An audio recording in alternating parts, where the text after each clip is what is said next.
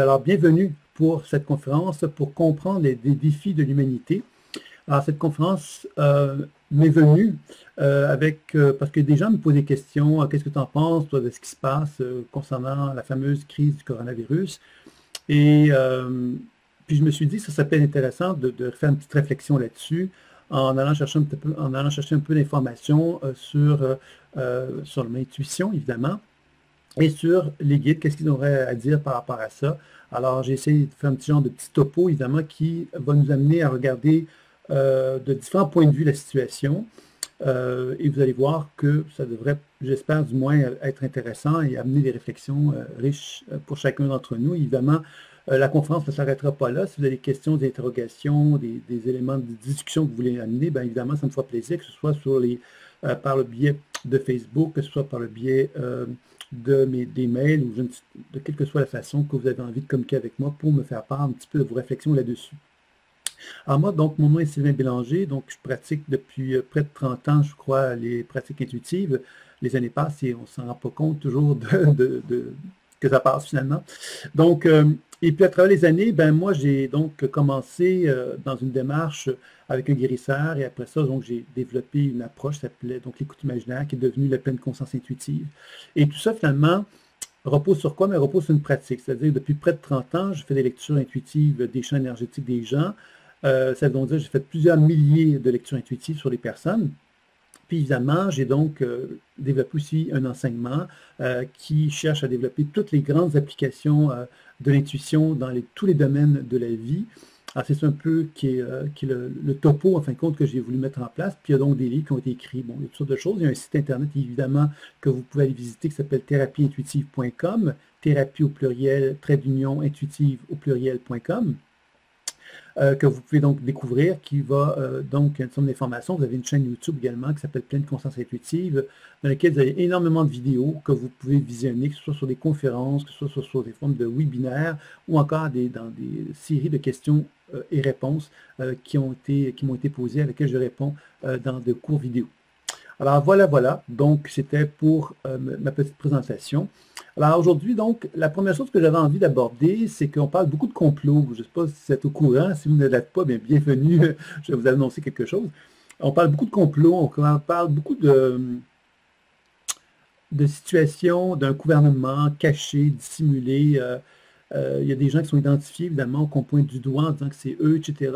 Et j'avais envie, pour commencer, d'aborder ce que j'appellerais finalement le monde subtil de tout ça. Le monde subtil de tout ça, c'est quoi? C'est-à-dire que moi, par exemple, quand je me regarde en tant qu'être humain fait de chair et d'os, je me vois. C'est déjà, vous allez me dire, c'est ça, jusque-là, je te suis. Maintenant, si on regarde d'un point de vue intuitif, ce que moi, je vois de moi, c'est une facette de qui je suis.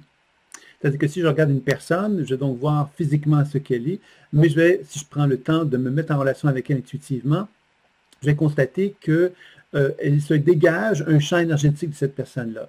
Et dans ce champ énergétique-là, se manifestent des informations qui sont associées donc à soit des perturbations des organes de son corps, mais également aussi associées à son histoire personnelle, donc à des mémoires de son histoire personnelle. Alors, c'est important de bien comprendre ça. Ces mémoires, finalement, qu'est-ce qu'elles sont? C'est que moi, en tant qu'être humain, tout au long de mon développement de ma vie, j'ai généré, à mon insu, des énergies. Ces énergies sont animées par de l'information psychique que j'ai conçue à mon insu. Je n'ai pas été conscient nécessairement que j'étais en train de créer ça. Et ces informations deviennent vivantes, c'est-à-dire que ces informations habitent mon champ énergétique et font que j'ai un champ énergétique qui est chargé d'informations. Et l'information que moi je dégage, va faire que je vais rencontrer des gens qui vont également me transmettre de l'information de leur propre champ énergétique, à leur insu aussi bien souvent, et qui va faire qu'il y a une genre de chimie qui va s'établir entre moi et d'autres individus. Donc ça, c'est une première chose que je voulais aborder. Donc, déjà en partant, moi, en tant qu'être humain, je ne suis pas régi simplement par une tête, mais je suis régi aussi par un corps physique qui est animé par une conscience mémorielle qui est associée à mon histoire personnelle. Et cette conscience mémorielle associée à mon histoire personnelle peut aussi résonner avec des mémoires familiales et des mémoires d'autres vies. Ça veut dire quoi? Ça veut donc dire que, on pourrait concevoir ça comme ceci, c'est que moi je suis fait de chair et d'os. Cet être humain qui est fait de chair et d'os a donc une certaine circulation énergétique à l'intérieur de lui-même qui génère donc la santé au niveau des organes et de la physiologie. Mais en même temps, cette énergie qui circule en moi va se colorer d'informations associées à mon histoire de vie qui peuvent donc finalement générer donc des énergies moins vitales ou plus vitales, dépendant des émotions, des charges émotionnelles, des charges mémorielles qui sont associées à cette circulation énergétique-là. Et puis quand je dis que je résonne avec la mémoire familiale, avec mon histoire familiale, la mémoire d'autre vie, qu'est-ce que je veux dire par là? C'est que moi, en tant qu'être humain fait de chair et d'os, je suis en relation avec ce que j'appelle, moi, l'univers superlumineux. L'univers superlumineux, c'est un univers dans lequel les particules vont plus vite que la lumière, ce qui veut donc dire que mes yeux ne sont pas capables de voir cet univers-là. Sauf que cet univers-là, il existe en même temps que le monde terrestre, celui que je vois avec mes yeux physiques. Et dans ce monde-là, on peut concevoir que l'information s'accumule sans cesse. Il y a Régis Duteuil, qui est un physicien, qui avait donc écrit un livre qui s'appelle L'univers superlumineux, dans lequel il présente bien cet univers-là dont je vous parle, et il reconnaissait justement que dans cet univers-là, l'information s'accumule sans cesse. C'est un peu comme le concept de ce qu'on appelle les annales akashiques, c'est-à-dire que c'est comme une forme de bibliothèque humaine, mais cette bibliothèque humaine-là n'est pas une bibliothèque physique, bien sûr, mais c'est un état de conscience. Et dans cet état de conscience-là, il y a un emmagasinement, en fin de compte, d'informations mémorielles qui existent depuis le début des temps. Dans cet univers-là, on peut puiser sans fin de la connaissance et de l'information mémorielle associée à l'histoire de chacun des êtres humains qui ont vécu sur Terre. Donc, c'est assez intéressant parce que ça veut dire que moi, je suis fait de chair et d'os, je résonne avec mon histoire personnelle, je peux raisonner avec mon histoire familiale, donc je peux raisonner avec mon histoire familiale, ce qui veut donc dire que je peux remonter, vraiment très très loin dans mon histoire familiale, et puis finalement, je peux raisonner avec l'histoire de l'humanité. Donc, moi, en tant qu'être humain, je peux donc finalement faire de grands voyages dans mon histoire personnelle, dans mon histoire familiale et dans l'histoire de l'humanité. Pourquoi je vous parle de ça? C'est pour vous faire comprendre une notion bien que je trouve qui est assez importante, c'est-à-dire que moi, je suis un individu, un seul. Maintenant, vous êtes un autre individu. Et les autres personnes qui assistent à cette conférence sont d'autres individus. On peut concevoir que l'humanité entière, c'est un ensemble d'individus. Et cet ensemble d'individus-là, donc, a un ensemble d'informations mémorielles qui circulent en lui, qui sont associées à son histoire personnelle, et en plus, qui résonnent avec des mémoires familiales qui ont des corrélations, des résonances avec lui, et en plus de ça, qui peut résonner avec des mémoires d'autres vies, donc de l'histoire de l'humanité, qui ont des corrélations également avec son histoire qui lui est propre. Alors, on comprend ici que cette idée, donc, de résonance s'effectue, ça veut dire que je suis comme une antenne, moi, puis cette antenne-là, ben, vibre avec plein d'informations, finalement, sans qu'on en soit trop conscient. Et quand on commence à comprendre ça, ça veut dire que toute l'humanité entière, ben, quelque part, elle génère quoi? Ben, elle génère son histoire personnelle. Elle génère donc aussi ses relations avec les mémoires familiales de son histoire à elle. Puis en plus, elle génère des informations, elle réactualise, pourrait-on dire, des informations associées à des mémoires d'autres vies. Dans cet univers superlumineux-là, il n'y a pas d'espace-temps. C'est-à-dire qu'on peut voyager dans cet univers superlumineux, tant dans le passé que dans le présent que dans le futur. Il n'y a pas de démarcation. C'est-à-dire qu'on peut être dans l'instantanéité, dans le futur, dans le passé ou dans le présent. C'est important de le savoir parce que ça veut donc dire qu'un thérapeute intuitif peut donc voyager d'une façon libre dans sa propre histoire, dans les mémoires familiales, dans des mémoires d'autres vies. Et pourquoi tout ça? Mais évidemment, ça me permet de comprendre quelque chose, c'est que dans cet univers superlumineux-là, on pourrait presque dire qu'il y a une force qui existe, sans que moi, j'ai à penser qu'elle existe, elle existe. Cette force-là, moi, je l'appelle la mémoire limitative. La mémoire limitative, qu'est-ce que c'est? C'est la mémoire, effectivement, qui est associée à l'histoire de l'humanité, dans lequel il y a donc une répétition, dans lequel il y a une forme d'ego fermé sur lui-même, et dans lequel il y a de la souffrance, il y a des bons coups, il y a de la joie, il y a de la tristesse, il y a plein d'émotions dans cet univers-là. Ça veut donc dire que moi, sans m'en rendre compte, je suis en relation avec des mémoires provenant de l'histoire de l'humanité. Ces mémoires-là limitatives que j'appelle sont des mémoires finalement qui ont une conscience fermée sur elles-mêmes, qui ont un désir justement de garder contact avec le monde terrestre et de rester le plus longtemps possible vivantes, ces énergies-là, parce que quelque part, elles ont peur de la mort, elles ont peur de finalement perdre leur conscience. Donc, elles vont se nourrir de quoi? Bien, elles vont se nourrir finalement des individus comme moi qui vont générer de l'énergie, comme vous qui générez de l'énergie. Alors, ces énergies ne sont pas méchantes, elles sont simplement des mémoires qui ont été générées par notre histoire humaine, quand on décède, par exemple, bien évidemment, il y a donc un ensemble d'informations mémorielles qui vont aller se syntoniser, se résonner selon leur niveau de fréquence et de vibration, vont résonner dans cet univers superlumineux-là. Donc, on va retrouver dans cet univers superlumineux-là une somme d'informations qui appartenait à la personne qui est décédée, qui a donc abandonné cette mémoire-là, pourrait-on dire, parce qu'elle n'est plus animée de vie, et elle n'est plus donc... Et ces mémoires-là, finalement, de cet individu-là, c'est un peu comme si cet individu-là était morcelé en plusieurs parties. C'est-à-dire que moi, Sylvain Bélanger, ben, je pourrais me retrouver dans un certain niveau de fréquence, dans un autre niveau de fréquence, et ainsi de suite. Je pourrais me retrouver dans plusieurs niveaux de fréquence différents, avec une expression différente de qui je suis, selon la fréquence dans laquelle je serais. Donc, j'aurais des niveaux de conscience plus évolués, plus en harmonie avec la nature alignée de ma personne. Et il y aurait d'autres informations qui seraient finalement davantage connectées avec des aspects plus sombres de ma personne. Donc, vous comprendrez ici que dans cet univers-là dont je vous parle, il y a donc un ensemble d'informations qui est associé à l'histoire de chacun, qui résonne avec cet univers-là. Puis en même temps, on comprend que cet univers-là lui-même est un ensemble d'informations mémorielles et devient une masse de conscience, un peu comme une humanité. C'est une humanité mémorielle qui a une certaine masse de conscience et qui a un certain désir de préserver sa vie, donc de préserver son ego, qui est en liaison donc avec des niveaux de fréquences qui sont plutôt bas. C'est-à-dire qu'on va retrouver, par exemple, tous les éléments de la survie, toute la notion de l'amour, d'être aimé par quelqu'un, les histoires amoureuses, bon, tous les conflits, les guerres, toute cette souffrance que l'on retrouve depuis le début des temps dans l'histoire humaine, mais va se retrouver dans cet univers-là super lumineux comme une genre de bibliothèque qui accumule de l'information. Et cette information, qu'est-ce que c'est? Ce sont des mémoires d'expériences que d'êtres humains ont vécues. Et quand on va pénétrer dans cet univers-là, qu'est-ce qu'on va découvrir? C'est que ces mémoires-là, finalement, apparaissent comme des êtres humains qui ont une certaine vision fermée d'eux-mêmes. Je vous donne un exemple. Hein. Quelqu'un qui s'est senti abandonné, ben, on va aller visiter dans l'univers de cette personne-là, on va me mettre en contact avec cette personne-là, qui s'est sentie abandonnée, je vais constater que cette personne-là, ben, effectivement, elle va me dire qu'elle s'est sentie abandonnée, elle va me faire part de son histoire de vie, de son expérience, etc., comme si elle existait véritablement. Donc, on comprend ici qu'une mémoire, c'est une conscience qui a existé, et qui est encore convaincue, à quelque part, de devoir exister, et que pour le seul moyen pour elle d'exister, c'est évidemment de raisonner avec des êtres humains sur Terre qui ont des vibrations, des émotions en affinité avec elle. Donc, on comprend ici que cet univers mémoriel-là, finalement, quand on parle, par exemple, des forces de l'ombre, hein, pour donner un terme, les forces de l'ombre, qu'est-ce que c'est?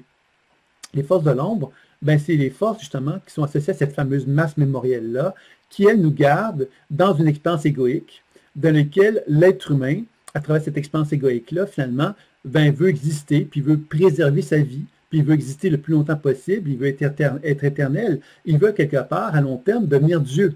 Hein, si on peut voir ça comme ça, c'est-à-dire que cette mémoire-là de l'ombre, hein, c'est une mémoire, finalement, qui n'est pas méchante, mais qui a le désir, justement, de préserver l'ego, l'appartenance à un corps, l'appartenance à une identité, et qui veut, quelque part, donc, avoir d'être plus grand que Dieu dans la mesure que cette mémoire-là ne cherche pas à s'harmoniser aux lois de l'univers, elle cherche à s'harmoniser aux expériences qui ont été vécues dans l'histoire humaine et qui cherche donc à constamment créer comme un genre de plafond mémoriel qui fait que l'être humain que nous sommes ne pouvons pas accéder à autre chose qu'à l'expérience humaine qui a été vécue depuis le début des temps parce que, justement, on n'est pas capable de dépasser ce plafond-là. C'est un plafond, finalement, qui est difficile à passer. Pourquoi?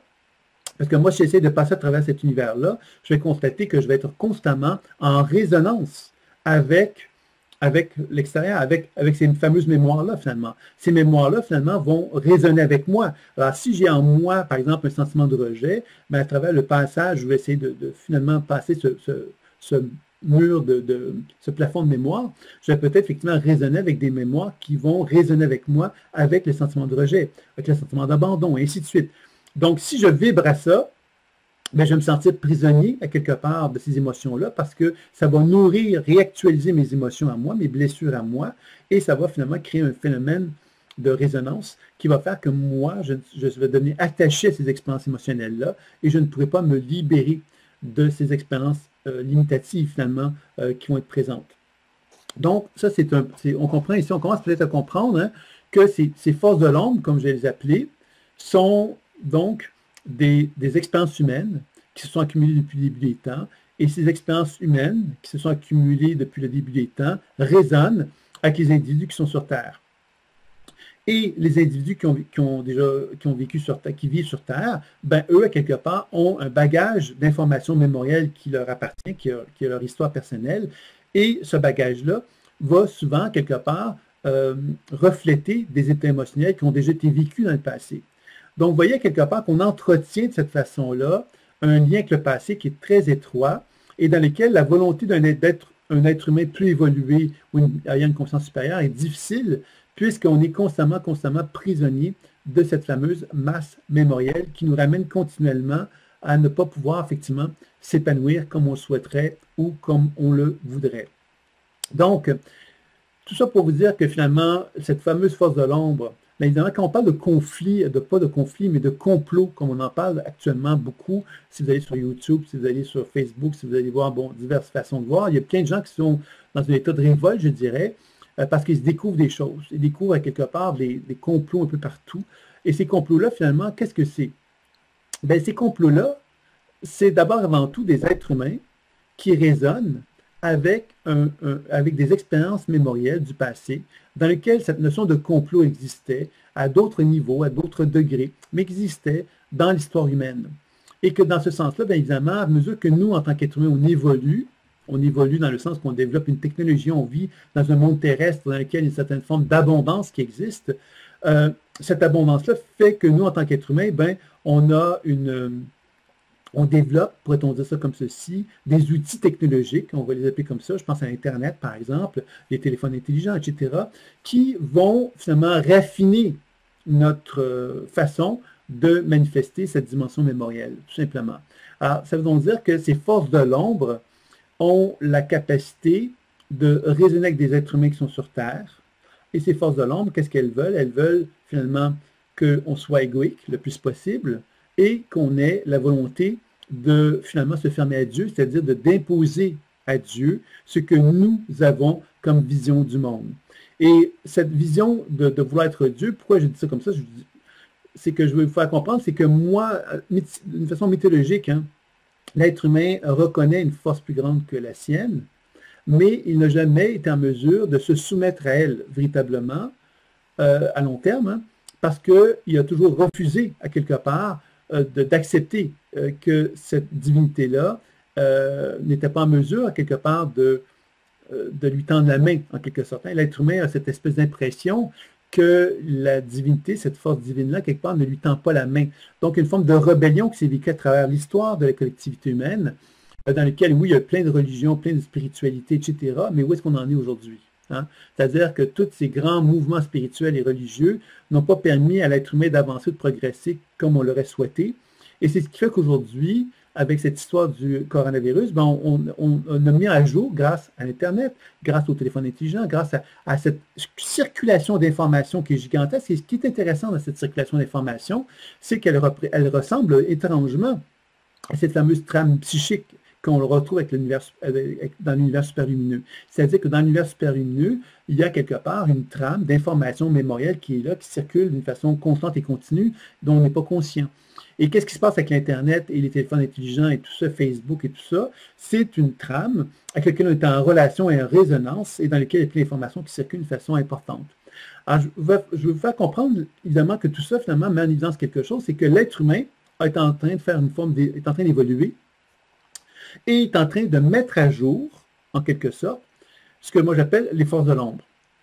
Les forces de l'ombre, qu'est-ce que c'est? C'est l'être humain qui n'a pas su évoluer adéquatement jusqu'à maintenant, qui n'a pas su reconnaître les lois de la vie, qui n'a pas su reconnaître finalement que l'univers, qu'est-ce qu'elle nous demande de faire finalement? C'est de faire du ménage avec ces forces de l'ombre-là. Ces forces de l'ombre, c'est quoi? C'est de la mémoire. Donc moi, j'apprends à faire un travail d'harmonisation avec moi-même pour que la mémoire que j'émets ne soit plus une mémoire qui résonne avec l'univers superlumineux, mais une mémoire qui est en harmonie avec moi, et que je suis en état d'alignement avec elle, ben ça veut dire que je ne suis plus en train de dépenser, de gaspiller de l'énergie, et de donner de l'énergie aussi à cet univers superlumineux-là.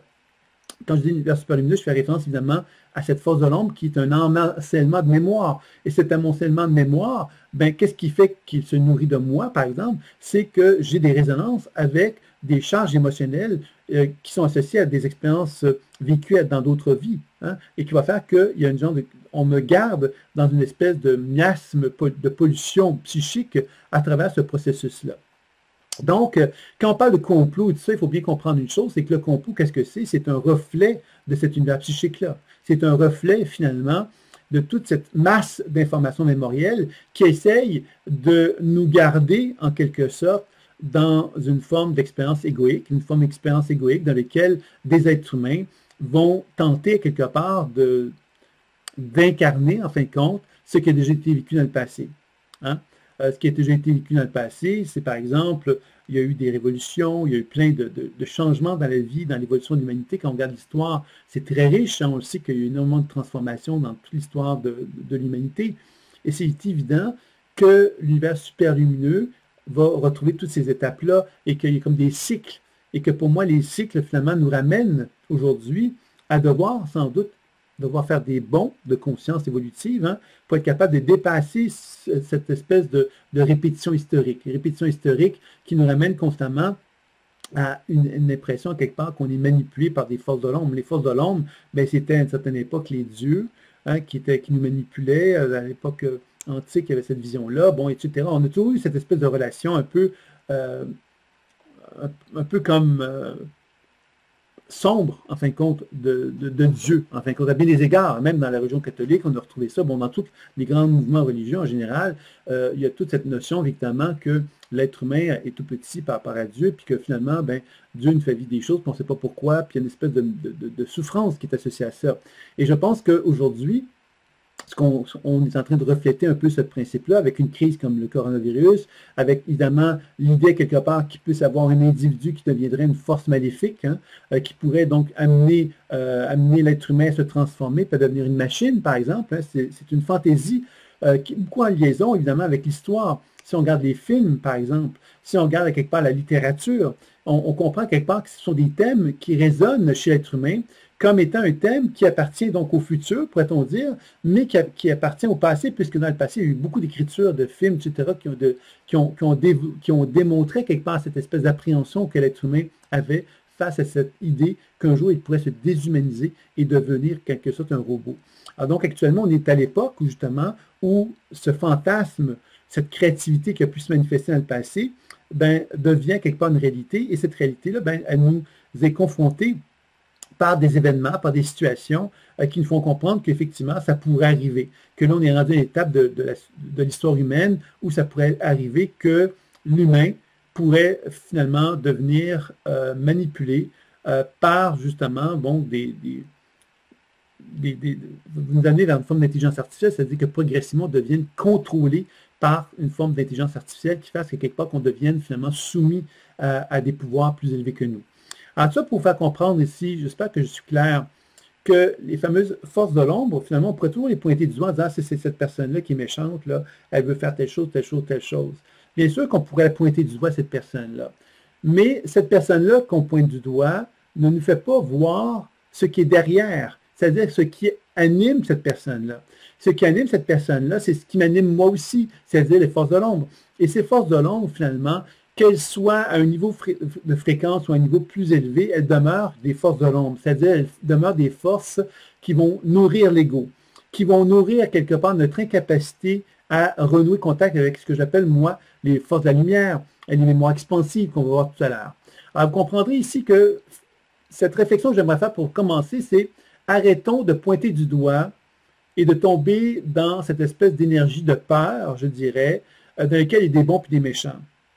C'est facile de dire, ça c'est les bons, ça c'est les méchants. Mais qui, moi je dis ça, mais la personne à qui que je dis moi qui est méchante, mais peut-être qu'elle se dit qu'il y a d'autres méchants, puis il y a d'autres bons, et ainsi de suite. Il n'y a pas donc de vérité absolue là-dedans.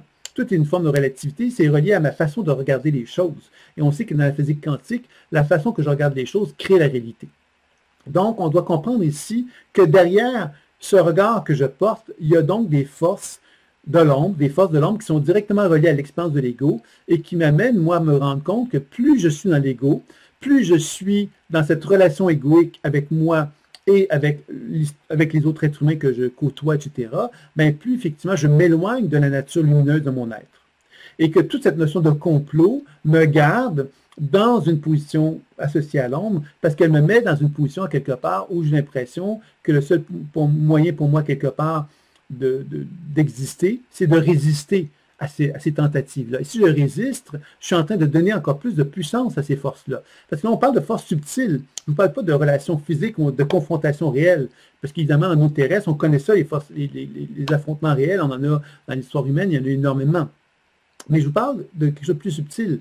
C'est qu'au-delà de ces forces physiques qu'on peut voir objectivement, il se cache évidemment les forces psychiques. Et ces forces psychiques-là, effectivement, nous amènent à quelque part à constater qu'on est en quelque sorte manipulé par elles. Et que si quelqu'un peut apparaître méchant parce qu'il a des intentions méchantes de faire quelque chose, c'est parce qu'il est animé, il est coloré, il est habité par des informations mémorielles qui nourrissent son ego dans un objectif de cet ordre-là. Et que quand on commence à comprendre ça, on commence à se retrouver dans une position de témoin. Et cette position de témoin, pour ceux qui connaissent l'enseignement que je propose, c'est quelque chose que je vais souvent parler, la position de témoin. Pourquoi? Parce que la position de témoin me ramène à la position de verticalité. La position de verticalité me permet d'observer les choses sans commencer à raisonner avec ces fameux univers super-lumineux-là, sans raisonner avec les forces de l'ombre, sans raisonner avec des expériences égoïques déjà vécues depuis le début des temps. Vous comprenez que la position de verticalité n'est pas une position facile, parce que c'est une position qui demande justement que je sois capable, moi en tant qu'être humain, de ne pas me laisser colorer par des informations mémorielles qui me ramènent vers mon ego et mon l'expérience du passé que l'être humain a déjà expérimenté.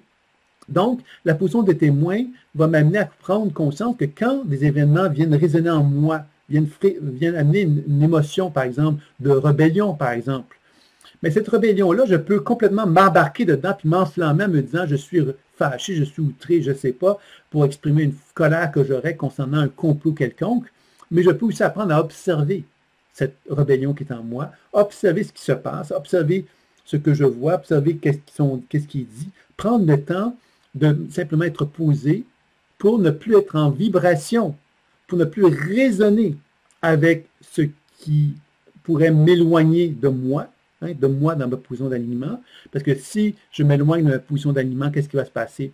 Je vais tomber dans une forme d'horizontalité. L'horizontalité, qu'est-ce que c'est? C'est moi qui résonne avec un individu qui est à côté de moi. Je peux raisonner avec ma propre histoire personnelle, je peux raisonner avec ma propre histoire familiale, je peux raisonner avec des mémoires d'autres vies. Donc, je suis en train de perdre ma position de verticalité à ce moment-là, puisque je résonne avec l'univers super lumineux, avec des mémoires limitatives qui me gardent dans une position d'ego et de fermeture envers la vie. OK? Et en plus de ça, bien évidemment, je peux raisonner avec d'autres mémoires qui sont associées à d'autres êtres humains et qui peuvent être associées à l'Internet, qui peuvent être associées à des téléphones intelligents, avec Facebook, etc. Tout ça, finalement, ce sont des façons que j'ai d'interagir avec de l'information mémorielle. Et cette information mémorielle, évidemment, si je raisonne avec elle, je perds ma position de témoin et je tombe dans la position d'horizontalité. Et dans l'horizontalité, bien évidemment, je perds mon énergie, je gaspille de l'énergie. Et plus je gaspille de l'énergie, plus je suis en train de nourrir le conflit. Le conflit avec qui? Bien, avec ma propre vie, le conflit avec mon histoire familiale, le conflit avec l'histoire de l'humanité, le conflit avec l'individu qui est à côté de moi, la collectivité qui est là-bas, et le peuple qui est là-bas aussi. Donc, vous voyez qu'on est de cette façon-là, on se devient quelque part, on est manipulé en fait par des forces de l'ombre qui nous gardent dans une expérience égoïque et qui nous gardent dans une position justement connue, qui est celle de celui qui doit se révolter pour survivre, etc. Alors tout ça, quelque part pour moi, est un énorme piège. Et c'est pour ça, évidemment, que je comprends très bien toute cette notion de complot. Il y a énormément de choses qui, grâce à Internet, grâce au téléphone intelligent, Facebook et tout ce que vous voulez, YouTube, on a accès à plein d'informations. Mais ces informations, elles servent à quoi si on est outré, si on est en colère, si on est rebelle? Si on ne fait rien avec ça, on ne fait que perdre de l'énergie. Et cette perte d'énergie, où est-ce qu'elle s'en va? Elle s'en va à nourrir simplement notre ego et notre expérience mémorielle. Et ça va renforcer effectivement l'expérience mémorielle qui va nous ramener où? Mais qui va ramener vers nos scénarios connus. Les scénarios connus, qu'est-ce qu'ils sont? Mais c'est ceux que j'ai déjà vécus dans le passé, qui sont associés à l'individu que je suis, qui est associé à mon histoire familiale, qui est associé à la collectivité. Donc, on nous ramène continuellement dans une espèce de brouhaha connu, une espèce de giblotte, pourrait-on dire, de ragoût d'informations qui est toujours en train de mijoter, de se refaire mijoter de nouveau, et ainsi de suite. Puis à un moment donné, mais à quelque part, on en arrive à ne plus voir clair par rapport à qui on est en tant qu'être humain, puisqu'on ne voit plus à quelque part la nature évolutive de la conscience humaine. Parce que tout ça ne sert pas à faire évoluer. Il faut bien comprendre que, à quelque part, les forces de l'ombre ont compris comment l'être humain fonctionnait. L'être humain, plus il est dans un état de dualité, plus il est dans un état de conflit, avec lui-même ou avec les autres, plus il est dans une position, quelque part, où il n'est pas en mesure d'accéder aux forces de la lumière. Parce que les forces de la lumière, ça demande effectivement une position de verticalité, ça demande effectivement qu'on soit capable de se relier à de nouveaux comportements, donc à des mémoires, à des énergies mémorielles qui n'ont pas été fortement développées, qui n'ont pas été fortement vitalisées, et qui représentent des potentiels évolutifs, c'est-à-dire qu'elles élargissent mon champ de conscience, elles me mettent en relation avec la vie. Je reprends contact avec l'harmonie que l'univers me propose. Je redeviens un être humain à part entière et je commence à collaborer avec la vie et les lois de l'univers. Je ne suis pas en conflit avec les lois de l'univers quand je me mets dans cette position-là. Donc, vous comprendrez que tout le processus dans lequel on est actuellement est un processus qui est très important parce que si on se laisse prendre par la manipulation dans laquelle on est, cette manipulation, effectivement, où on va parler de tous les grands conflits de ce monde-là, et dans lequel on va parler de tous les complots dans ce monde, puis on va se gargariser la bouche avec ça, ça sert strictement à rien, puisque tout ça ne fait que contribuer à nourrir les forces de l'ombre. Donc, la position de témoin est une position essentielle parce qu'elle me permet de retrouver une position d'alignement avec mon être, de me rappeler qui je suis, l'essence, je suis un être de lumière, et cet être de lumière, qu'est-ce qu'il recherche à faire? C'est de s'accorder à son âme, et d'avoir une volonté de s'harmoniser à l'univers, une volonté de s'harmoniser avec la planète Terre, une volonté de s'harmoniser avec les êtres humains, une volonté de s'harmoniser avec la collectivité humaine, avec l'univers, ainsi de suite. Donc, on comprend ici que les bons évolutifs de la conscience humaine vont se faire quand on va être capable de pouvoir justement se libérer des forces de l'ombre, c'est-à-dire de pouvoir s'en dégager. Et pour s'en dégager, ça va vouloir dire quelque part qu'on ne soit plus constamment omnibulé par elles, complètement prisonnier par la dualité finalement, qui nous est très bien reflétée par l'Internet et par Facebook et par tous les réseaux actuellement, qui font que ça vient simplement nous garder dans une espèce de tourbillon psychique, émotionnel, de peur, de tout ce que vous voulez, qui fait qu'on n'est pas capable de retrouver cette position de verticalité. Donc ça, c'était la première chose que j'avais envie de vous dire, qui était quand même l'élément essentiel, je dirais, de la réflexion que j'avais envie de faire. Puis évidemment, c'est certain que ce qu'on peut envisager actuellement dans la situation actuelle, c'est qu'on peut certainement envisager que l'être humain est en une position qui est assez particulière actuellement, parce que la mémoire limitative, cette force de l'ombre, je dirais ça comme ceci, a atteint une certaine forme de maturité. Quand je dis de maturité, c'est qu'il y a depuis le début des temps des choses qui sont annoncées. Si on regarde historiquement parlant, il y a des êtres qui annoncent à quelque part la venue d'un être qui viendra, bon, vous voyez, comme des prédictions qui sont là, des prophéties qui sont là, et qui font partie à quelque part de l'inconscient humain. C'est-à-dire que moi, en tant qu'être humain, quand je suis né sur Terre, ben je porte en moi cette programmation-là. Que je sais qu'un jour, il y a un être humain qui va arriver sur Terre, puis qui va vouloir finalement amener une transformation dans la collectivité humaine. Cette transformation, évidemment, ça pourrait être d'amener l'être humain à se perdre justement dans ce qu'on pourrait appeler l'intelligence artificielle, qu'on robotise l'être humain, qu'on le rend de moins en moins en harmonie avec les règles de la vie. Enfin, vous voyez, c'est un scénario possible qui est porté en soi. Et je pense, moi, actuellement, que l'évolution de la conscience humaine a atteint une certaine maturité par rapport au fait que la technologie nous permet de commencer à pouvoir jouer avec ces fantaisies-là, avec ces fantasmes qui ont été créés depuis très très longtemps, qui sont dans l'esprit humain depuis très très longtemps. Donc, c'est évident que cette maturité-là est dangereuse parce qu'elle nous met en contact, d'une part, avec l'idée que ce qu'on croyait être finalement de la science-fiction est devenue une réalité et que cette réalité-là, quelque part, ben, elle pourrait s'incarner dans la réalité, dans la matière, et que c'est là, évidemment, que ça devient d'autant plus dangereux, parce qu'évidemment, ça veut donc dire, quelque part, que cette masse mémorielle des forces de l'ombre, ben, elle peut effectivement elle peut s'incarner dans la matière avec plus de puissance, je dirais, puisque des êtres humains peuvent l'incarner, tout simplement parce que ces êtres humains-là deviennent justement égoïquement atteints par le désir, effectivement, d'être les premiers à transformer le monde.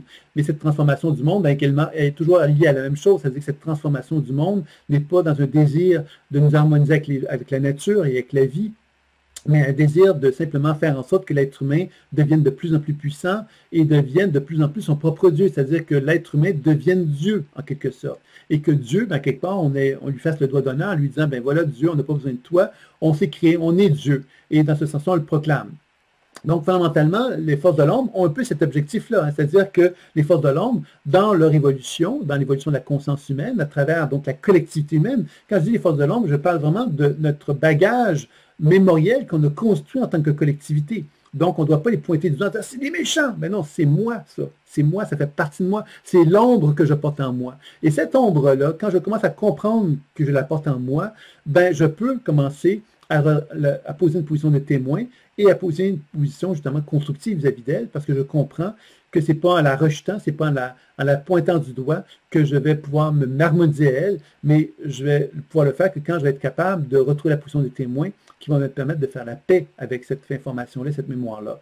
Alors, tout ça pour vous dire que toute cette histoire de complot que vous pouvez avoir vu, dans lequel vous pouvez avoir une grande vibration à l'intérieur de vous-même, bien, posez-vous la question quelque part. C'est à quelle fin que tous ces conflits, ces informations-là circulent? C'est à quelle fin? Ah, c'est pour dévoiler la vérité, c'est pour enfin connaître la vérité. La vérité de quoi? Est-ce que c'est sûr que c'est ça la vérité? Il n'y a pas d'autre vérité peut-être? Et ces vérités dont vous parlez quelque part, c'est-elles pas des vérités finalement qui sont des vérités qu'on voit avec nos yeux physiques, mais que derrière nos yeux physiques, dans un monde plus subtil, ce qu'on pense être une vérité est peut-être une vérité encore plus subtile qui se manifeste et qui nous met en évidence justement que ce qu'on est en train de voir se construire sous nos yeux à travers ces fameuses notions de complot et tout ce que vous voulez, ben c'est simplement les forces de l'ombre, à quelque part, qu'on a construites, nous, en tant qu'êtres humains, et dont on n'a pas été encore conscients, c'est ce qui fait qu'elles ont une puissance sur nous, qui sont simplement en train de chercher à continuer à exister. Et que pour elles, pour pouvoir exister, ben, elles essayent simplement de trouver des moyens de pouvoir exister. Donc, l'Internet en est un. Hein. L'Internet, c'est un moyen de communiquer avec l'être humain. Le téléphone intelligent, ça en est un autre. Ça nous rend bébêtes, en quelque part, parce que ça nous permet simplement de nous rappeler, simplement, qu'on n'est pas capable, nous, en tant qu'être humain, de pouvoir, justement, être capable de voyager dans l'espace-temps. Hein, on n'est pas capable de faire ça, nous, en tant qu'être humain. Moi, ça fait 30 ans que je fais ça, hein, que je voyage dans ces mondes subtils-là. Mais en même temps, l'être humain n'est pas capable. Moi, je serais très différent des autres êtres humains parce que moi, je suis capable. Vous comprenez quelque part que je vous fais comprendre là-dedans, c'est que cette technologie est une technologie liée à l'ego, liée à notre idée, à l'image de l'ego dans le monde terrestre, qui nous garde dans une position, justement, qui nous éloigne de la lumière. Et qui nous éloigne, quelque part, de cette position d'alignement dont je parlais tantôt, et qui nous éloigne également de la mémoire expansive, qui, elle, justement, a pour objectif de nous faire évoluer en tant que conscience. Alors, qu'est-ce qui va faire que cette conscience évolutive-là va pouvoir évoluer? Parce que si on reste dans ce monde que je viens de vous décrire, vous l'avez compris, que tout ce qu'on pourrait envisager, cette forme d'intelligence artificielle qui va se mettre en place, même la possibilité d'envisager que l'être humain puisse devenir des êtres qui seraient moitié-moitié robots, par exemple, c'est toutes des choses à quelque part qu'on pourrait se dire, mon Dieu, c'est effrayant, c'est effrayant, c'est effrayant.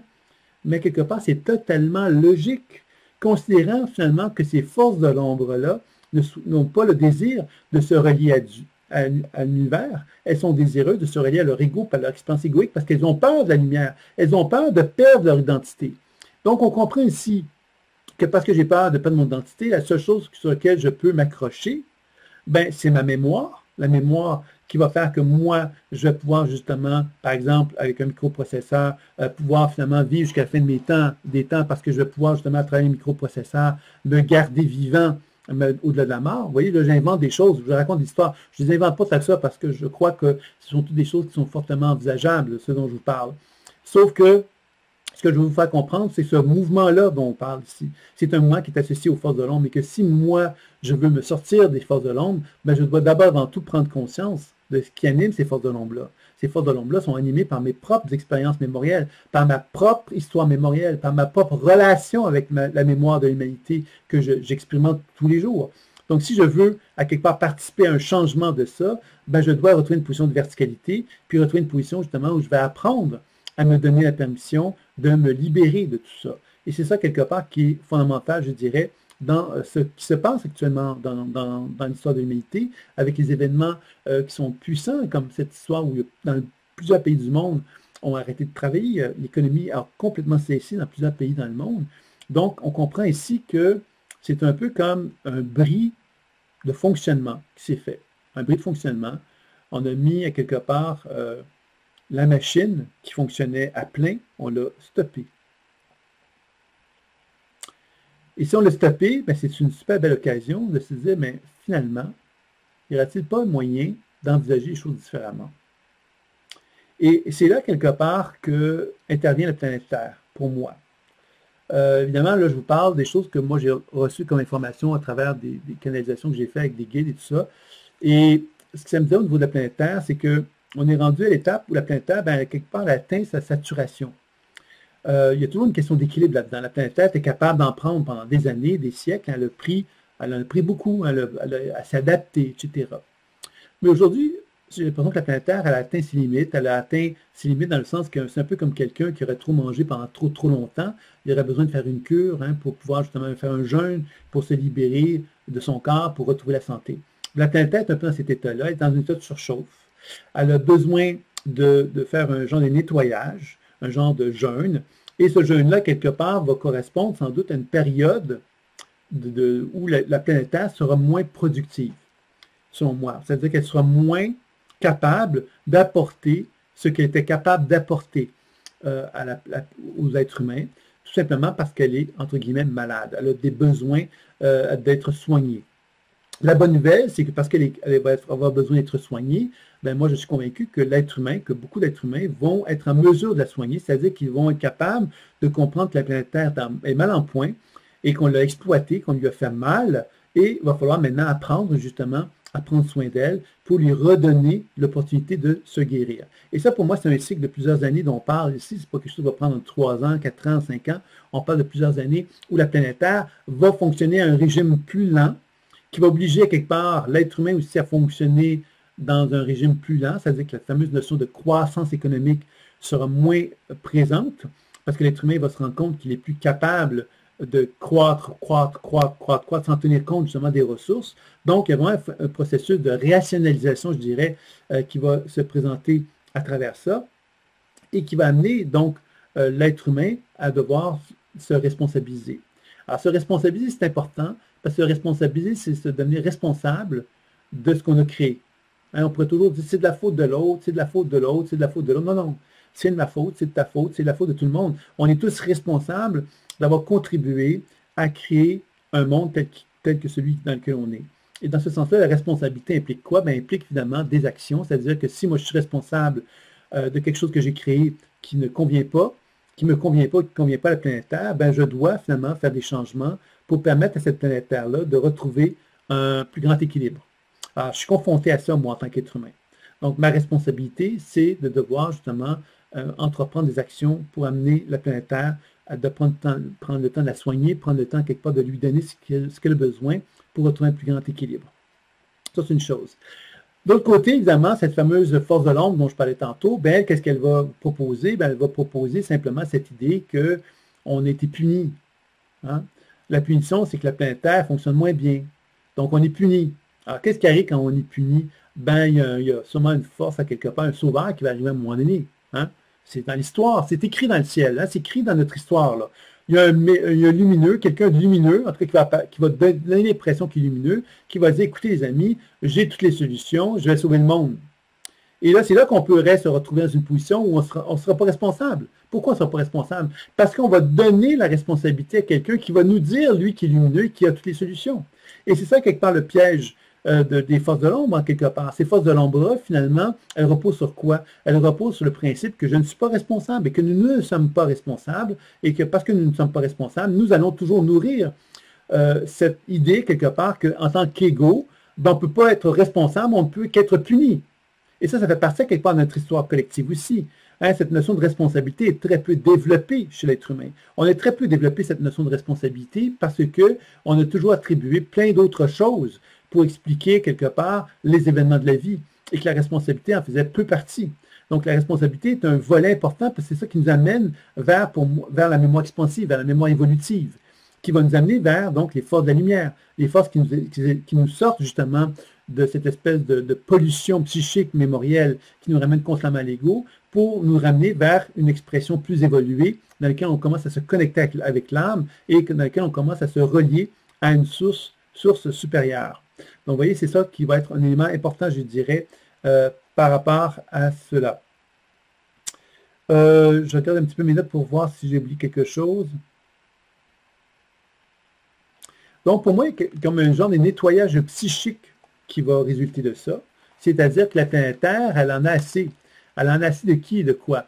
Elle en a assez de tout ce qu'on a pu mettre en place pour le nuire. On le nuit, nous, en tant qu'être humain.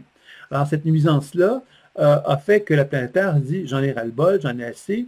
Et il y a donc cette espèce de rationalisation, je dirais, que la planète Terre va moins bien fonctionner, donc elle va moins bien nous apporter tout ce qui est nécessaire pour qu'on puisse avoir l'abondance qu'on pourrait avoir, puis il va falloir commencer à prendre soin d'elle pour pouvoir justement obtenir finalement un meilleur rendement d'elle, puis qu'on soit capable de mieux la respecter finalement. C'est ça, c'est la bonne nouvelle, je dirais, de cette expérience-là.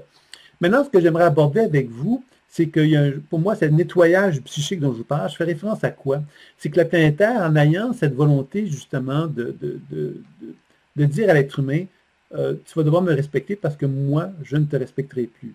Donc, l'être humain va devoir finalement, c'est un peu comme un enfant qui, devant son parent, comprend que si son parent, l'enfant ne change pas, ben le parent ne changera pas non plus, puis il ne va plus respecter l'enfant, et l'enfant ne bénéficiera plus d'amour qu'on lui donnait. Donc, l'enfant doit réfléchir à ça, se dire, mais merde, j'ai envie qu'on m'aime, donc je vais faire l'effort pour pouvoir chercher cet amour-là.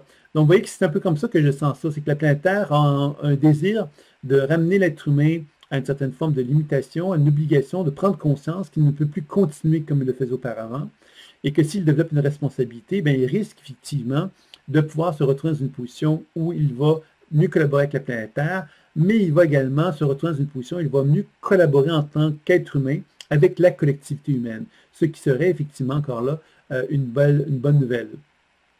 J'avais envie de vous parler, je vais donner des exemples de 2 pays, juste pour donner un exemple, pour faire valoir un peu ce que je vous amène avec cette notion de nettoyage psychique.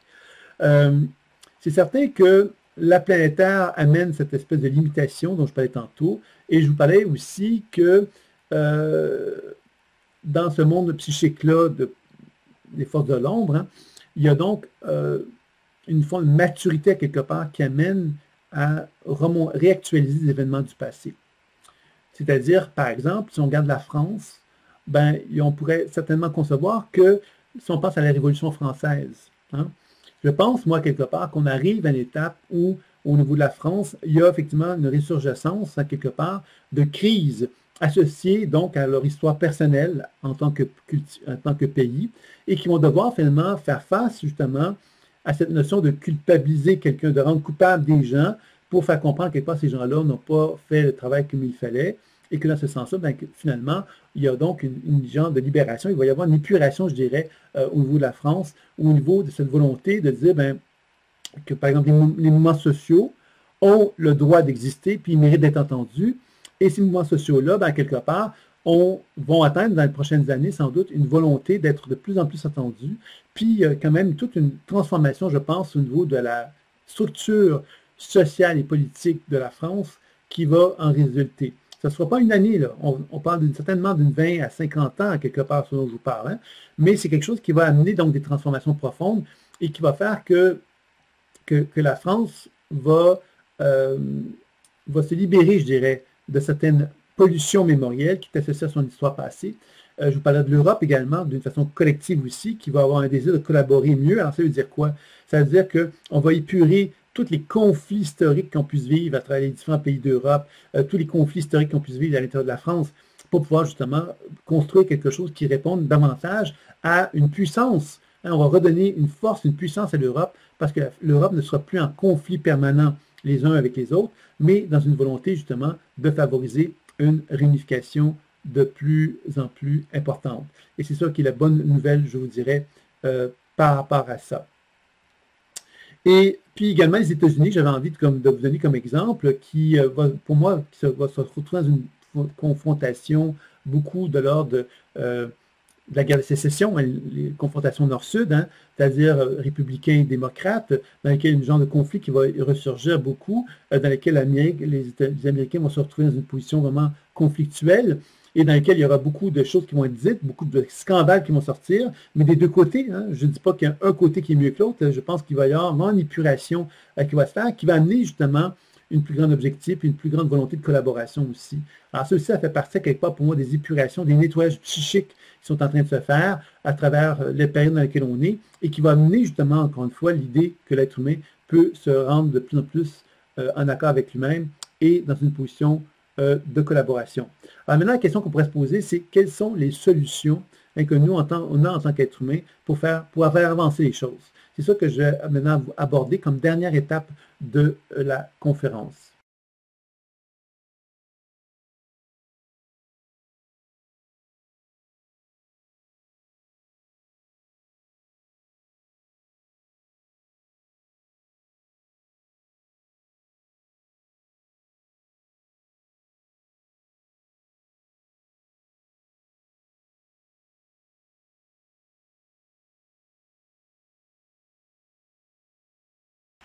Donc, la première chose que j'aimerais vous parler concernant les diverses solutions qu'on peut faire, nous, en tant qu'êtres humains, pour cheminer et faire progresser les choses, par rapport à nous, je dirais, dans un premier temps, parce qu'évidemment, on doit comprendre ici que la transformation collective, elle passe par une transformation individuelle.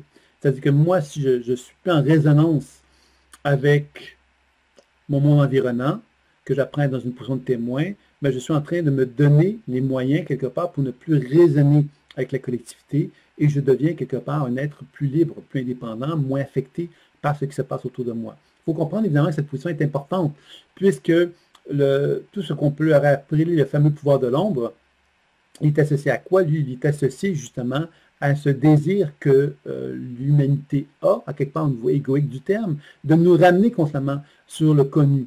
Et c'est ça, quelque part, que moi, je vais apprendre à faire à travers la position d'alignement, la position de verticalité.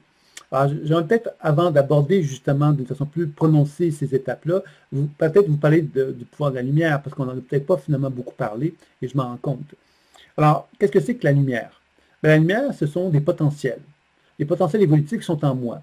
Ces potentiels évolutifs, finalement, me mettent en contact avec ce que j'ai de plus beau en moi, ce que vous avez de plus beau en vous, ce que nous avons de plus beau à l'intérieur de nous-mêmes. Ça nous ramène à l'essence fondamentale de qui nous sommes. Ça nous ramène à l'expression de l'âme. Ça nous ramène à la mission de vie. Ça nous ramène à ce que moi j'ai envie en tant qu'être humain de faire pour pouvoir amener les plus belles choses que j'ai en moi à se manifester dans le monde terrestre pour aider l'humanité. À un niveau petit ou à un niveau grand, ce n'est pas important, mais au fait que je sente que je suis significatif pour justement amener une transformation dans le monde. Donc, cette force de lumière, quelque part, elle peut difficilement communiquer avec nous ou collaborer avec nous tant et longtemps qu'on n'a pas atteint ce niveau de maturité d'adulte responsable. Pourquoi? Parce que pour qu'elle soit capable de communiquer avec nous ouvertement, bon, il faut être capable, nous, de nous positionner devant elle en reconnaissant qu'on est responsable. Je suis responsable et je reconnais mes erreurs et je suis prêt donc à accepter de collaborer avec toi parce que je ne suis pas en train de dire que c'est la faute de l'un ou de l'autre. Je reconnais que je suis responsable, donc je collabore avec toi en comprenant que je vais te tendre la main, que tu vas me montrer le chemin, que je vais accepter de le faire, de suivre le chemin parce que ça va me faire plaisir, parce que je vais avoir envie de collaborer avec toi, parce que c'est mon objectif le plus noble, le plus élevé de ma personne. Alors comprenez que le pouvoir de la lumière va commencer à prendre forme après cette fameuse nettoyage psychique. Je vous donne deux exemples de deux pays, la France et les États-Unis, pour vous montrer quelque part que ce nettoyage psychique va refléter justement, va faire réactualiser des choses du passé, puis ils vont permettre effectivement à ces collectivités-là de se libérer de mémoires ancestrales qu'ils pouvaient traîner avec eux, qui les empêchaient de pouvoir renouer contact avec une position de verticalité.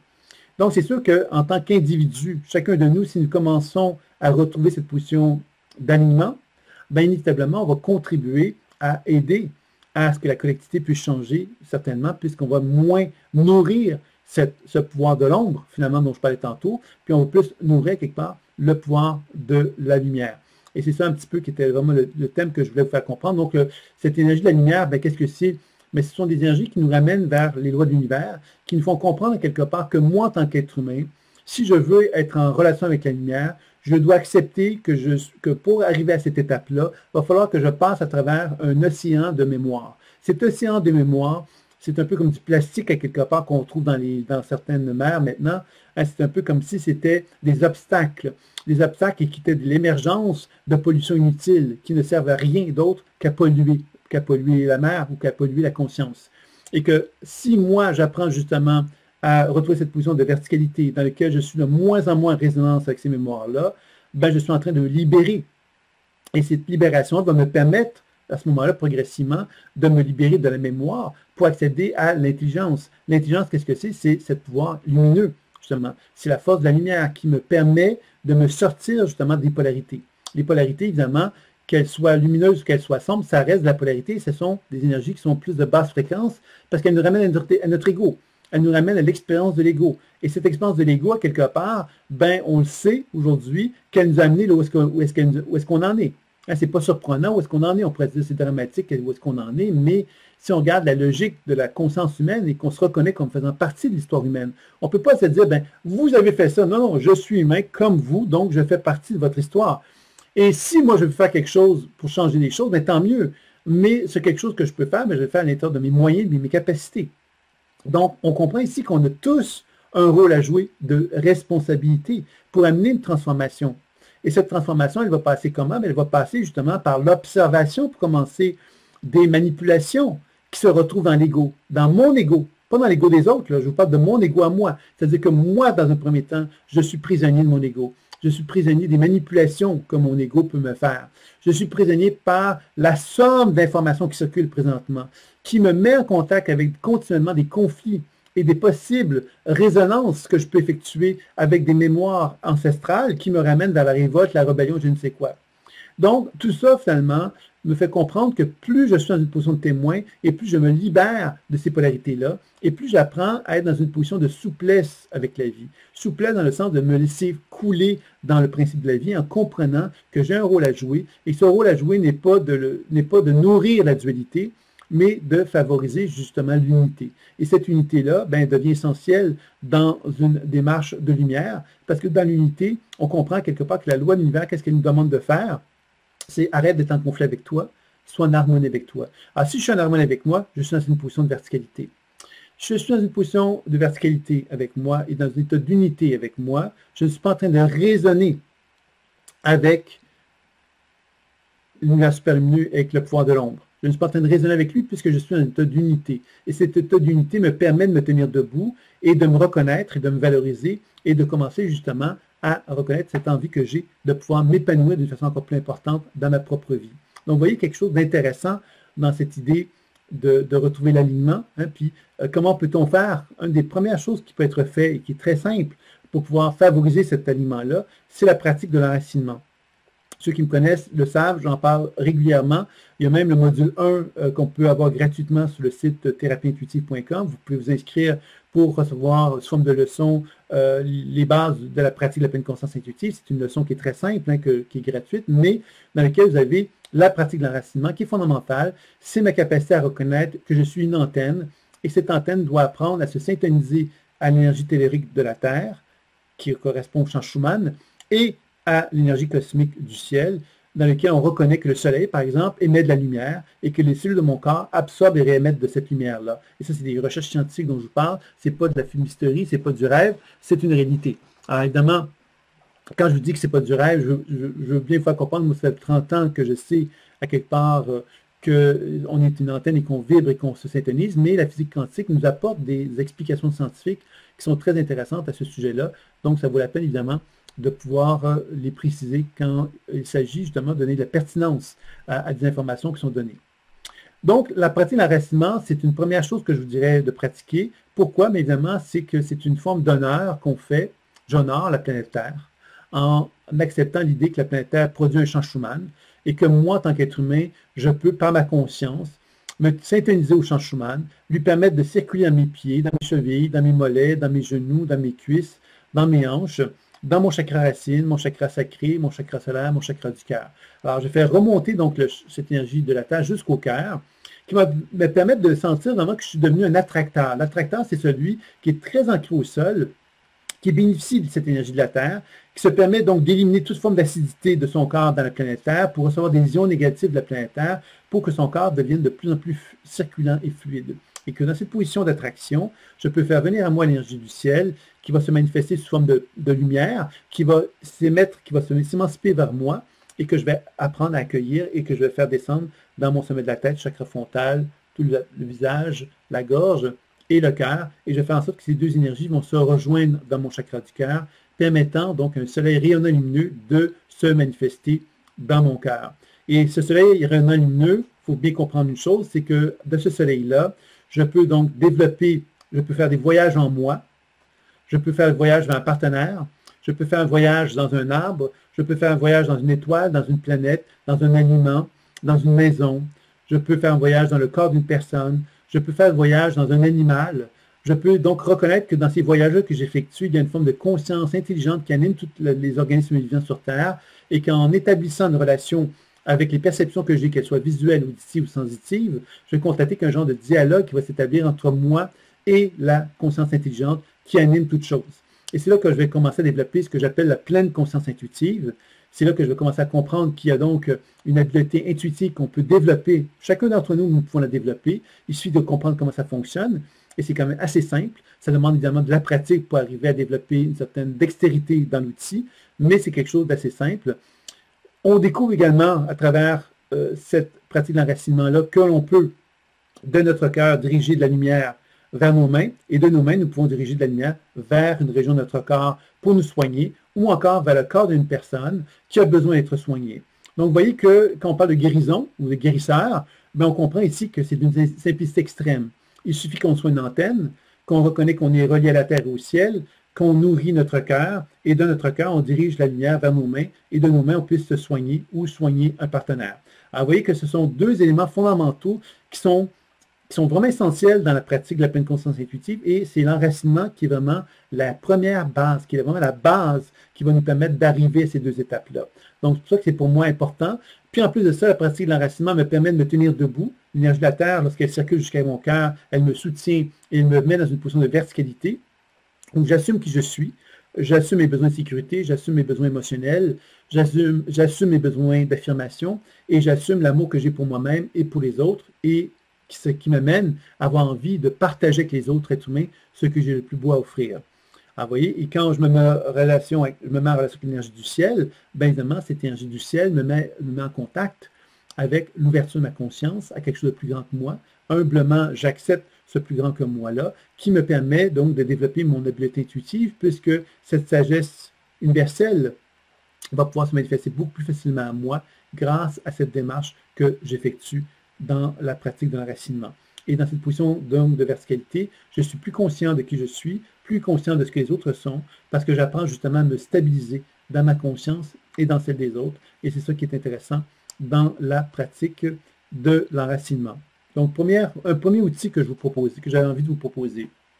Deuxième outil, la cohérence cardiaque. La cohérence cardiaque, évidemment, il y a toute une étude qui a été faite autour de ça. Il faut savoir que la cohérence cardiaque, c'est quoi? C'est une technique respiratoire. Et cette technique respiratoire, on pourrait dire qu'elle provient des techniques de pranayama, qui sont des techniques respiratoires qui sont pratiquées dans le yoga. Et on disait, dans les pratiques yoga, on disait que la respiration permettait l'illumination, permettait le bonheur. Alors, c'est un peu bizarre de dire ça, parce qu'on se disait, ben oui, mais respirer, je ne vois pas comment ça pourrait m'amener le bonheur. Les gens qui se sont intéressés à la cohérence cardiaque ont voulu justement se poser des questions, les bonnes questions, comprendre qu'est-ce qui se passait. Ils ont découvert que le cœur avait des ramifications nerveuses avec le cerveau. Ça, c'est une première chose. Ils ont découvert que par la respiration, par un certain rythme respiratoire, on favorisait les influx nerveux entre le cœur et le cerveau. Ça, c'est intéressant de comprendre. Ça veut dire que quand on respire, on favorise cet état d'harmonie entre mon cœur et mon cerveau. La respiration qui est proposée, que moi je vous propose d'expérimenter, c'est une technique très simple. Hein. C'est expire 3, inspire, attendez, excusez-moi, je suis en train de me tromper. J'inspire 3 secondes, j'expire 6 secondes. Okay? Inspire et 6 secondes pour l'expiration. Voyez? Alors, on fait ça 5 minutes régulièrement dans une journée et on observe ce que ça nous fait. Vous avez de fortes chances que vous allez constater que par la pratique de cette technique toute simple que je viens de vous décrire, vous pourriez ressentir des bienfaits. Ce qui peut être intéressant également, c'est que quand vous faites cette respiration, vous pouvez inspirer dans votre cœur, expirer dans votre cœur. Okay? 3 secondes, j'inspire dans mon cœur et 6 secondes, j'expire dans mon cœur.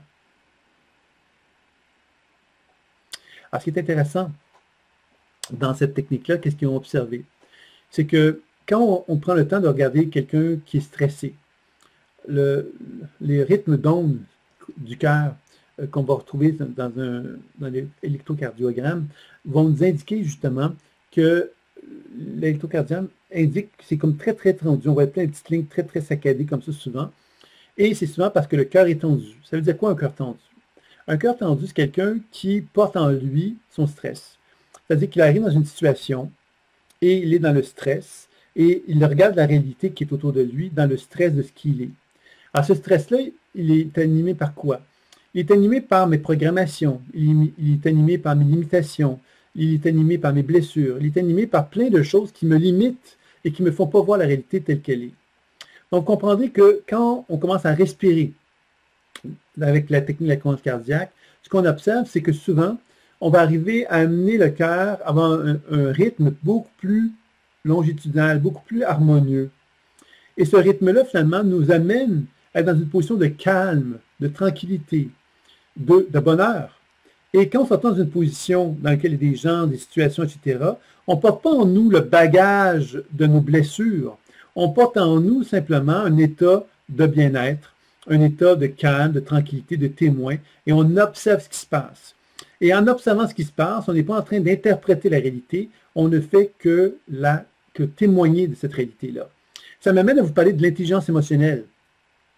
On a longtemps pensé que l'intelligence était uniquement associée au QI, hein, le quotient intellectuel, et là on a découvert à un moment donné qu'il y avait une intelligence émotionnelle dont il fallait tenir compte, qui indique qu'un être humain qui a une certaine sensibilité est capable de diriger, par exemple un chef d'entreprise, est capable de diriger une grosse équipe s'il est pourvu de cette intelligence émotionnelle-là, parce que l'intelligence émotionnelle nous permet de comprendre ce qui se passe, nous permet de comprendre les gens à qui on a affaire. Si moi je demande à quelqu'un de faire quelque chose et que je prends le temps de comprendre qui il est, de comprendre comment il fonctionne, de comprendre ce qu'il a besoin pour être heureux et que je lui apporte, j'ai des chances qu'on ait de meilleurs résultats. Alors, l'intelligence émotionnelle, c'est ça. Et la cohérence cardiaque favorise cette intelligence émotionnelle-là. Elle favorise l'intuition, elle favorise la créativité, elle favorise la bonheur et la joie. C'est ça qui est observé à travers les recherches qui ont été effectuées autour de la cohérence cardiaque. Donc, c'est vraiment intéressant de pouvoir pratiquer ça autant de fois qu'on le souhaite et qu'on le désire dans une journée et d'observer ce que ça fait. Habituellement, ça va nous amener à être plus dans le cœur, justement, d'être moins dans la tête et plus dans une position de détente aussi. C'est ce qu'on va observer et ça peut nous amener effectivement à régulariser nos humeurs, à être plus intuitif. Donc, c'est intéressant, surtout si on respire dans notre cœur. On peut respirer dans notre cœur avec un thème. Par exemple, je voudrais mieux comprendre la tristesse qui est en moi, ben, je pourrais simplement respirer dans mon cœur la tristesse, dans le rythme de 3-6. Hein. Inspire 3 secondes, expire 6 secondes. Ce que je vais observer à travers ça, évidemment, c'est possible que j'ai des informations intuitives qui se manifestent à moi pendant que je fais cet exercice-là. Donc, c'est quelque chose que je vous invite donc à expérimenter si ça vous dit. La cohérence cardiaque, ce serait une autre belle façon de pouvoir justement cheminer dans le voyage de la responsabilité, puisque tout ça nous amène donc évidemment à nous dégager, à se dégager de cette prison qui est reliée à notre passé pour accéder à quelque chose qui est plus relié au présent, l'instant présent. Hein, c'est ça un peu que l'enracinement et la cohérence cardiaque peuvent faire. Ce qui peut être intéressant, évidemment, aussi, comme autre façon de procéder, c'est de faire la cohérence cardiaque avant l'enracinement et ensuite de faire l'enracinement. Okay? C'est une autre façon intéressante de procéder. Si ça vous dit, je vous invite à l'expérimenter. Vous m'en donnerez une nouvelle. Bien sûr que si vous avez des commentaires par rapport à ces techniques-là, je serais toujours très heureux de savoir qu'est-ce que vous en pensez. Donc, évidemment, la cohérence cardiaque, ce qu'elle nous amenait aussi à réfléchir, c'est que les recherches ont mis en évidence que si tout le monde était capable de se mettre dans un état de cohérence cardiaque, ça voudrait dire qu'on serait capable de se syntoniser. Hein, c'est-à-dire que si moi je suis dans un état de cohérence cardiaque, je risque d'induire un état de cohérence cardiaque chez la personne qui est à côté de moi et ainsi de suite. C'est-à-dire qu'une personne qui est calme et qui est dans un état de témoin, ben, risque de ne pas vibrer avec quelqu'un à côté d'elle qui va l'amener ailleurs. Non, c'est elle plutôt qui, parce qu'elle est calme, elle va amener le calme chez l'autre personne. Et ce calme-là, de cette autre personne-là, ben, elle va amener le calme chez une autre personne, et ainsi de suite. Donc, c'est comme ça qu'on dit que si tout le monde pratiquait la cohérence cardiaque, ben, on changerait le monde. Donc, pourquoi pas? Pourquoi pas essayer? Hein? On peut tous essayer ensemble, puis de voir si effectivement ça va amener quelque chose comme transformation. Mais c'est clair que ce que ça met en évidence, c'est cette responsabilité de me dire, ben voilà, moi je suis responsable, j'ai plus envie de nourrir la matrice. La matrice, pour moi, c'est cette fameuse pouvoir de l'ombre, hein, qui nous garde dans une espèce de prison, la prison de l'ego, hein, la prison quelque part de l'expérience de l'ego et de la dualité et du conflit, et que plus j'apprends par l'enracinement, par la cohérence cardiaque, à me libérer de ça, ben je retrouve une position de verticalité qui me permet d'accéder justement à la responsabilité et à la lumière. Alors, c'est ça, quelque part, que j'avais envie de transmettre aujourd'hui dans cette conférence-là. Le troisième élément dont je voulais vous parler, c'est la pleine conscience intuitive. C'est ce que j'ai développé, évidemment. Vous avez compris que l'enracinement et la cohérence cardiaque sont des techniques qui peuvent favoriser, évidemment, la pleine conscience intuitive. Et la pleine conscience intuitive, vous avez compris que ça pouvait permettre le développement de l'intuition, on en a un petit peu parlé, et également du soin, on en a un petit peu parlé, et qu'évidemment, l'idée de ça, c'est que la pleine conscience intuitive signifie quoi? Ça signifie que quand je fais une action énergétique ou quand je fais un voyage à mon corps ou dans le corps d'un partenaire ou je ne sais quoi, j'apprends à déplacer ma conscience avec, de déplacer ma conscience. Si je déplace ma conscience dans mon genou, par exemple, ben, en déplaçant ma conscience dans mon genou, je vais constater qu'il y a des images, des sensations et des mots qui vont apparaître et je vais pouvoir échanger avec ces perceptions-là qui vont m'amener progressivement à comprendre que mon genou a des messages à me donner. Si je vais dans le genou d'un partenaire, c'est la même chose. Si je vais dans un arbre, la même chose. Je vais reconnaître que dans ces voyages-là que j'effectue dans la conscience, je constate qu'il y a une forme de sagesse, une forme d'intelligence qui est présente et qui a le souhait de communiquer avec moi par le biais du support imaginaire, par le biais du véhicule imaginaire qui se manifeste sous forme d'images, de sensations et de mots. Et que si j'apprends à jouer de cette façon-là, ben j'apprends à comprendre que l'univers souhaite communiquer avec moi à tout instant et à tout moment. J'apprends donc à me comprendre mieux, à comprendre mieux mon partenaire, à mieux comprendre la vie d'une façon générale. Et la déprogrammation de la mémoire cellulaire, c'est un jeu de l'esprit qui me fait comprendre que tout ce dont je vous ai parlé tantôt concernant cette fameuse force de l'ombre, hein, les forces de l'ombre, finalement, c'est des mémoires, quelque part, qui sont animées par de la souffrance ou qui sont animées par de l'ego. Hein, parce que des fois, que les mémoires ne sont pas associées à de la souffrance, elles sont associées même à une forme d'ego renforcée par le sentiment d'être important, je ne sais quoi. Et tout ça, finalement, c'est des illusions. Et la déprogrammation de la mémoire cellulaire consiste justement à donner à ces mémoires-là tout ce dont elles ont besoin dans l'instant présent pour les transformer. C'est-à-dire que, par exemple, si je me sens abandonné et que je demande à la mémoire d'abandon qu'est-ce qu'elle a besoin, qu'elle me dit j'ai besoin d'amour, que je lui donne de l'amour, par exemple, ben inévitablement, cette mémoire d'abandon-là va se transformer en autre chose. Et en quoi elle va se transformer? Elle va se transformer en une mémoire plus équilibrée, plus harmonieuse. Elle va me montrer le chemin de moi, Sylvain, quand je ne me sens pas abandonné, à quoi je ressemble. Je ressemble à un être qui apprend à s'affirmer, par exemple, qui prend plaisir à s'affirmer, qui n'est plus dans une position d'attente face aux autres, qui prend place dans la vie, qui reconnaît justement que c'est important, qu'il dise ce qu'il a à dire, et ainsi de suite. Donc, vous voyez qu'on commence à toucher ce que j'appelle, moi, les potentiels évolutifs. Les potentiels évolutifs, ça nous amène justement aux forces de la lumière. Ça nous amène à nous sortir des terrains connus pour accéder à des terrains inconnus. Et c'est là qu'on commence à aborder, effectivement, pour moi, le merveilleux monde de la pleine conscience intuitive, puisqu'on commence à se rendre compte que plus on s'ouvre à la vie, plus la vie, quelque part, nous témoigne d'une forme de vie lumineuse et intelligente et sage. Et c'est là que ça devient fort intéressant de le découvrir.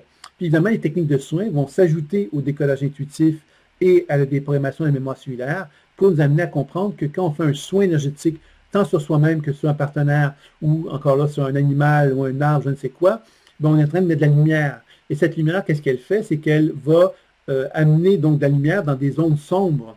Si ces zones sont sombres, ça veut dire qu'il y a de l'information mémorielle qui sont limitatives, qui sont là, et la lumière va faire ressurgir justement ce qui était sombre pour nous permettre de comprendre la raison d'être de ce qui était là, pour pouvoir faire du ménage, pour pouvoir s'harmoniser, pour pouvoir retrouver la paix. Alors, vous voyez que la pleine conscience intuitive, inévitablement, est un autre bel outil pour nous permettre d'aller plus loin dans la transformation du monde, hein, de nous-mêmes et de notre partenaire, bien sûr, puisqu'on peut l'appliquer sur soi-même. La pleine conscience intuitive s'applique très bien sur soi, à plein de niveaux.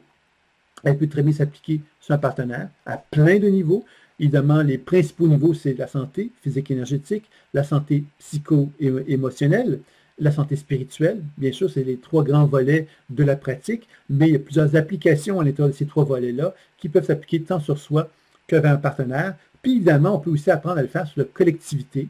Alors, il y a 4 conférences gratuites d'ailleurs que vous retrouvez sur le site thérapie-intuitive.com dans lesquelles vous allez découvrir 4 conférences pour participer à un monde meilleur. Donc, ce sont des conférences qui vous parlent d'une façon un peu différente de la pleine conscience intuitive, puisqu'il s'agit davantage de parler de quelle façon que la pleine conscience intuitive peut nous aider à explorer un monde meilleur, c'est-à-dire lorsqu'il s'agit de travailler sur la mémoire collective, des problèmes collectifs qui existent sur Terre, de quelle façon qu'on peut travailler dessus grâce à la pleine conscience intuitive. Alors, tout à l'heure, je vous ai dit qu'on pouvait changer le monde par nous-mêmes. Hein. Chaque individu qui nous sommes, même changeons le monde. C'est un peu le même thème qu'on va retrouver dans les 4 conférences où je vous présente justement de quelle façon que l'on peut apprendre justement à déployer la pleine conscience intuitive pour qu'on puisse être dans une position d'alignement et qu'on puisse se libérer en quelque sorte de tous ces problèmes collectifs-là, qu'on puisse justement renouer contact avec la lumière qui est en nous et qu'on puisse l'incarner d'une façon de plus en plus importante. Donc voilà, alors si cela vous dit, j'espère que vous avez apprécié d'abord cette conférence-là. Si cela vous dit, vous pouvez visiter le site thérapie-intuitive.com. Vous allez voir qu'il y a plusieurs bonus qui sont là.